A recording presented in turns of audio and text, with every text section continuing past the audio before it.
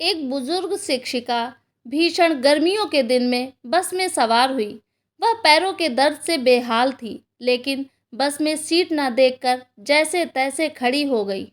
अभी बस ने कुछ दूरी ही तय की थी कि एक उम्र दराज औरत ने बड़े सम्मानपूर्वक आवाज़ दी, "आ जाइए मैडम, आप यहाँ बैठ जाइए।"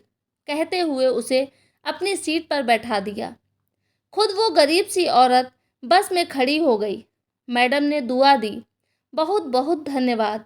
सच में मेरी बहुत बुरी हालत थी।" ऐसा सुनकर उस गरीब महिला के चेहरे पर एक सुकून भरी मुस्कान फैल गई।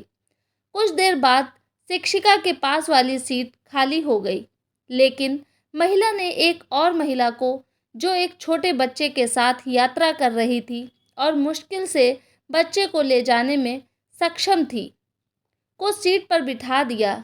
अगले पड़ाव पर बच्चे के साथ महिला भी उतर गई। सीट खाली हो गई, लेकिन नेक दिल महिला ने बैठने का लालच नहीं किया, बल्कि बस में चढ़े एक कमज़ोर बूढ़े आदमी को बैठा दिया, जो अभी अभी बस में चढ़ा था। कुछ देर बाद सीट फिर से खाली हो गई। बस में अब गिनी चुनी सवारियां ही रह गई थीं। अब उस अध्यापिका ने महिला को अपने पास बिठाया और पूछा, "सीट कितनी बार खाली हुई है, लेकिन आप लोगों को ही बैठाती रहीं, खुद नहीं बैठी, क्या बात है?" महिला ने कहा, "मैडम, मैं एक मज़दूर हूँ। मेरे पास इतने पैसे नहीं हैं कि मैं कुछ दान कर सकूँ। अतः पुण्य कमाने के लिए मैं क्या करती हूँ कि कहीं रास्ते से पत्थर उठाकर एक तरफ कर देती हूँ, कभी किसी ज़रूरतमंद को पानी पिला देती हूँ, कभी बस में किसी के लिए सीट छोड़ देती हूँ। फिर जब सामने वाला मुझे दुआएं देता है तो मैं अपनी गरीबी भूल जाती हूँ। दिन भर की थकान दूर हो जाती है।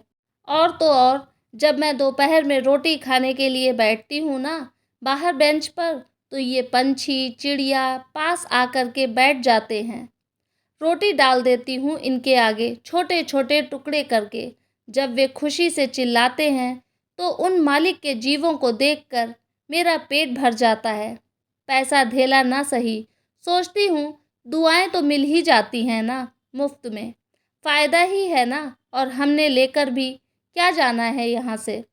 वह शिक्षिका अवाक रह गई। एक अनपढ़ सी दिखने वाली महिला इतना बड़ा पाठ जो पढ़ा गई थी उसे। अगर दुनिया के आधे लोग ऐसी सोच को अपना लें तो धरती स्वर्ग बन जाएगी। आपकी क्या राय है इस वीडियो के बारे में? कमेंट के द्वारा ज़रूर बताइएगा। चैनल पे नए हैं तो सब्सक्राइब कीजिएगा। धन्यवाद।